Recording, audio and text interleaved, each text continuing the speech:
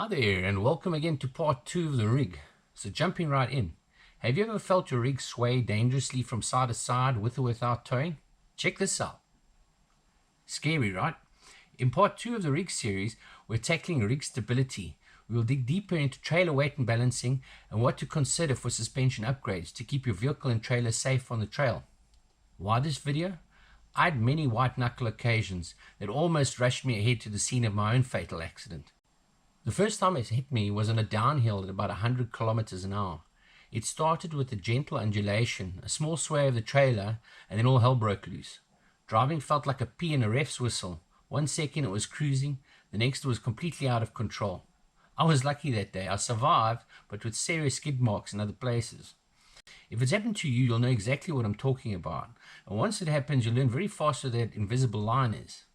And you'll forever drive hesitantly, never wanting to cross it again. It's exhausting. A fine line between cruising and carnage.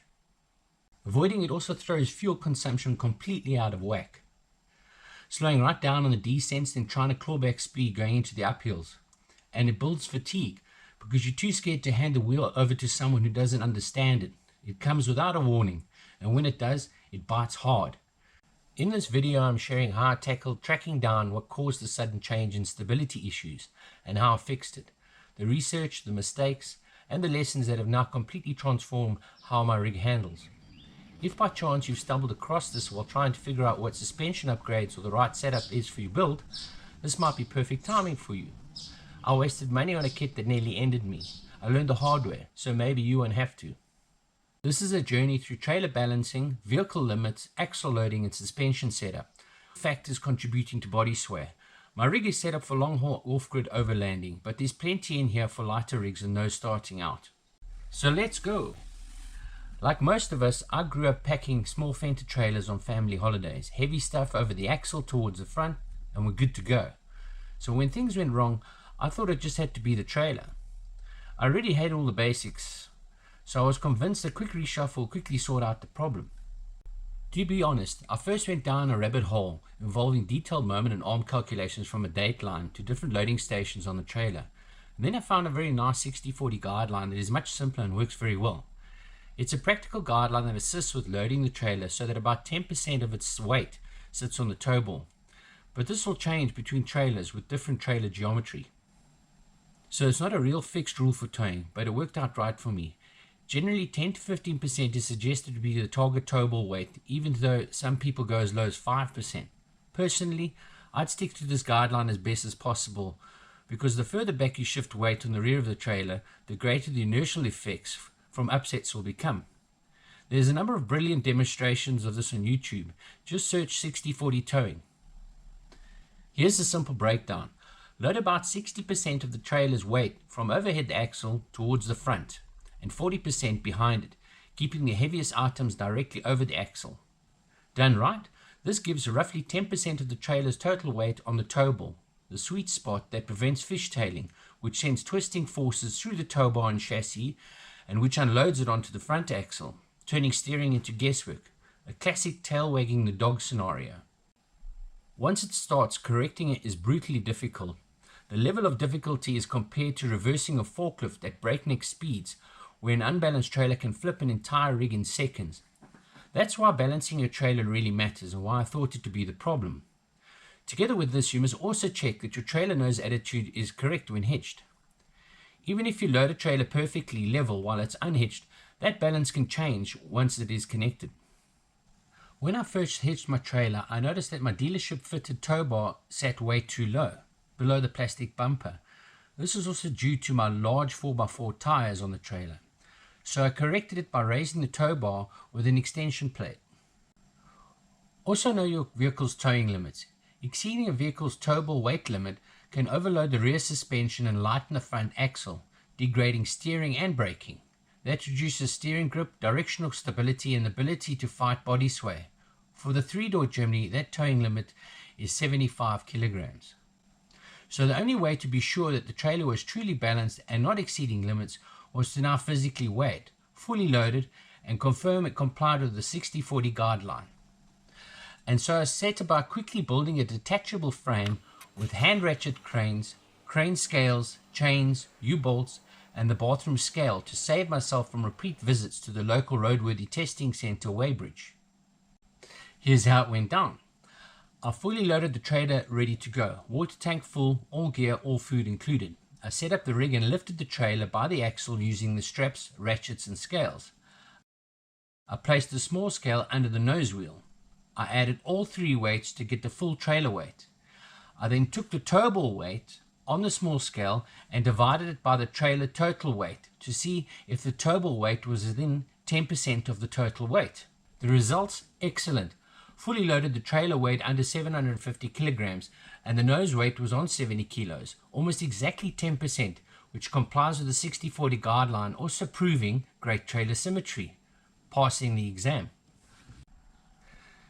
Before we move on further with body sway, there's just one more thing I want to unpack here. The Jimny's 1,300 kilograms towing limit. With a single axle trailer with this kind of weight, it's impossible to achieve a 10% tow ball weight of 75 kilograms or less on the tow ball. And regarding limitations, let's quickly further break it down from 2 sides. What Suzuki allows and what the South African road regulations allow. Firstly, the manufacturer's towing limitations for the Suzuki Jimny 3-door and for a brake trailer, 1,300 kilograms. For the South African National Road Regulation, as for a brake trailer, not greater than the vehicle's tear weight. The tear weight is 1,095 kilograms. The manufacturer, a whopping 1,300 kilograms. This is 205 kilograms more than the National Road Traffic's regulation. To stay within 75 kilograms on the tow ball, you are forced to shift the load towards the rear, leaving you with just 5.8% nose weight, almost half the recommended 10%. Personally, I'd say towing anything over 800 kilograms for a Jimny, especially one with a short wheel base, is not a good idea, nor in the least bit fun. A 1,300 kilogram trailer can easily overwhelm a 3-door with just a driver and a low fuel. So back to the body sway problem. After confirming my trailer's weight and balance was spot on, the sway still didn't go away. It actually got worse with every kilometer, even without the trailer. It rocked progressively at lower and lower speeds. That's when it became very obvious. The problem was elsewhere. I researched more into body sway and found interesting information alongside the death wobble, which is a completely separate phenomenon. The death wobble is a vibration through the steering wheel, documented usually at lower speeds in the JB74.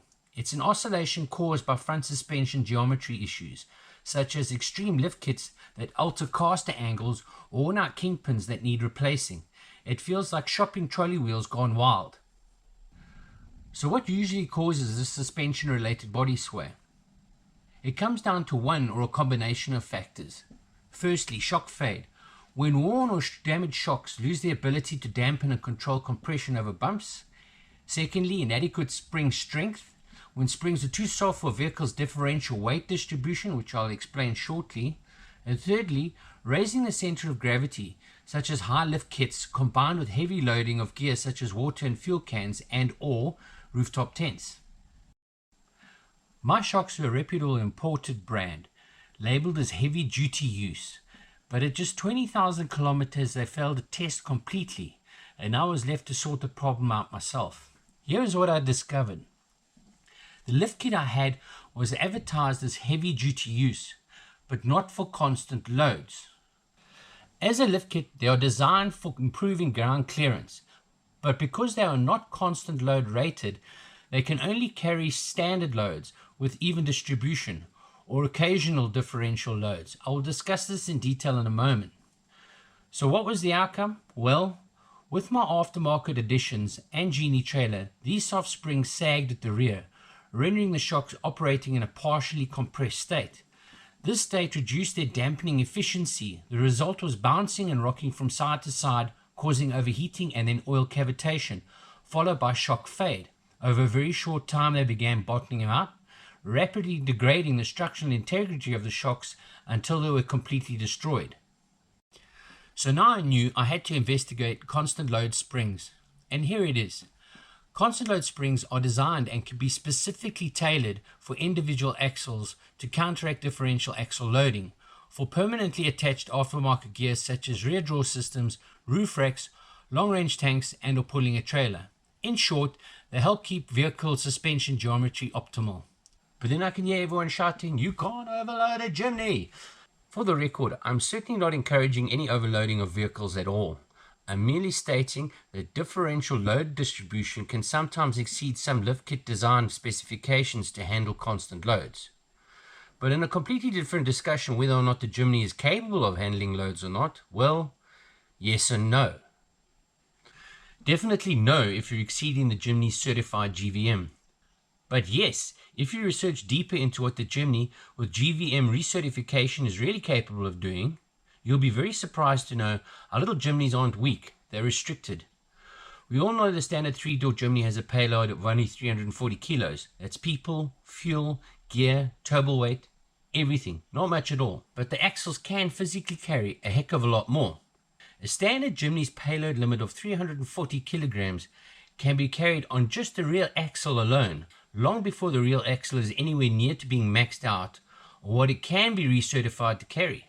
The Australian recertification GVM upgrades increases the rear axle strength limitation alone to 1,100 kilograms. This increase on just the rear axle alone exceeds the entire payload of a standard vehicle's payload of 340 kilograms. Same car, same chassis, just better suspension with increased spring ratings, high performance brake kits, and other compliance requirements and testing that is required for certification for the Australian GVM upgrades. In my research, I found no changes or adjustments are needed to be made to the vehicle's drivetrain, which include transmission, differentials, or drive shaft. I also found no regulatory requirement for a clutch change as part of the GVM upgrade.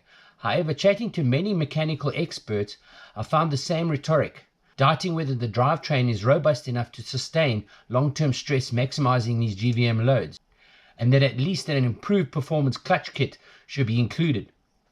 So why didn't Suzuki just sell it standard like this everywhere? Why not sell it with its true potential? In 2020, the Jimny was discontinued from European markets due to its high carbon emissions. It was later reintroduced in the middle of 2021 as a commercial vehicle, but with the rear seats removed and a partition separating the boot space from the front seats as an N1 utility vehicle, and the 5-door has never been sold in Europe. So would it be ballsy to suggest that the huge gap between the standard Suzuki design with its such lightweight suspension components and low bearing capacity in comparison to being able to nearly double its potential was drastically limited to keep the vehicle affordable, but more importantly, super lightweight all round in order to meet emission standards for worldwide market coverage? What do you think? Could more models have been sold? I'll leave that one here for all you conspiracy theorists. The potential and the strength of our little Jimbo is obviously there, maybe just held back on paper. But you can still unlock much better performance with your standard GVM and enjoy the restrictive paper limitations safely by optimizing upgrades while still respecting the laws. And so back to constant loading for overlanding enthusiasts.